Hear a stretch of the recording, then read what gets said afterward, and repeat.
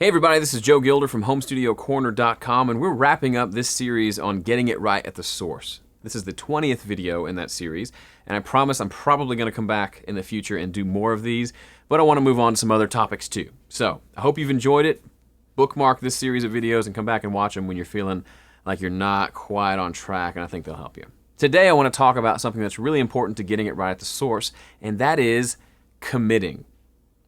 In a world where you have unlimited undos, unlimited hard drive space, unlimited plugins, unlimited everything, it is really, really easy to not commit to anything. You're recording electric guitar and you decide, you know what, let's record a DI signal so that later we can maybe put an amp simulator on there if we don't like the guitar tone that we got today. The problem with that is you're not going to really focus on getting a great guitar tone today because you know that you can always replace it later.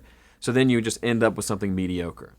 Or maybe you're playing with guitar tones and you get this really, really, really cool sound with a bunch of different pedals. And you think, no, I heard somewhere that I need to just record the dry guitar tone through the amp and then use plugins for the effects. So you turn off all the pedals, and then you just record that straight signal and do the effects later.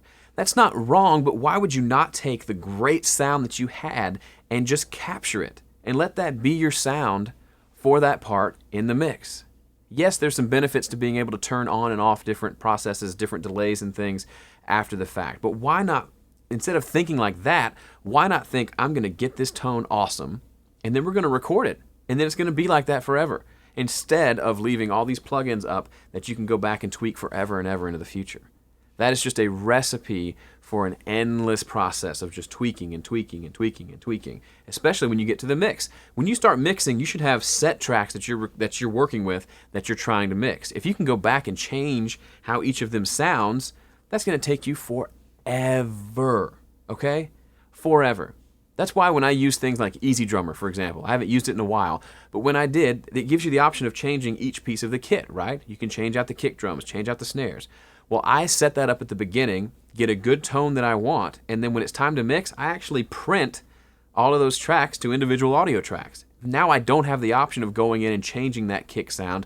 I've got to use it in context, which means when I decided on that kick drum sound, I had to make sure it was the right sound for the song. I could give you a bajillion examples of this and why it's and how you can go overboard with it. But the big point here is this: if you can commit to a sound and it does sound good, go for it. Don't worry about having options. Don't worry about leaving your options open.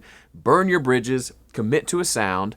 It's going to make you make sure that it sounds great. And then you can, when you move forward to mixing, you'll have this sound and you won't have to do much to it because all the tones, all the delays, all this cool sounds are right there. If you leave it open-ended, it will take you forever to finish and you may never release anything, and nobody wants that.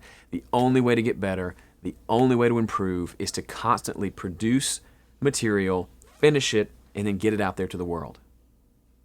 So, if you have problems with committing, here's your answer: just do it.